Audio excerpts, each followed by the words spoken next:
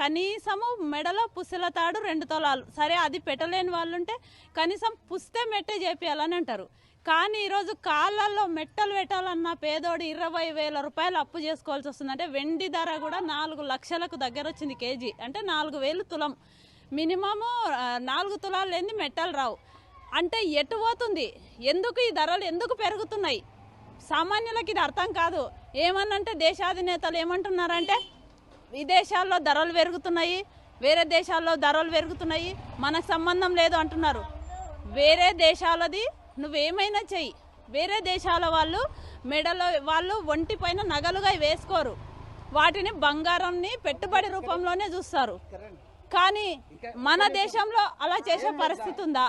మన దేశంలో అలా చూసే పరిస్థితి ఉందా? లేదు కదా. సంస్కృతి సాంప్రదాయాలు ఏ మతంలో 3 మతాలలో చూడు కంపల్సరీ గోల్డ్ ఆడపిల్ల ఒంటి మీద పెట్టాలి. ఈరోజు వరకట్న రూపంలో ఆడపిల్లలకు వేధింపులు తప్పడం లేదు.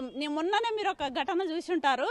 కొత్త తూకం పాత తూకం ఇస్తామని చెప్పి కొత్త తూకం పెట్టిందంట. వాళ్ళ అత్తని గొడ్డలతో నరికేశాడు అల్లుడు.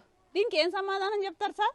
ఎంతమంది వంటింట్లో ఆడపిల్లలు వేధింపులకు గురవుతున్నారు ఈ బంగారం ధర వల్ల. ఇది తెలియడం లేదు. చాలా మంది పెరిగితే పెరగని ఎన్ని లక్షలు అన్నా కానీ కొందరు డబ్బున్న వాళ్ళు. అంటే మీలాగా ఈరోజు ఆర్టీవీ ఒక గొప్ప నిర్ణయం తీసుకుంది, ఇలా బస్సులలో వచ్చి పేద మహిళలను చూపించడం. నిజంగా గోల్డ్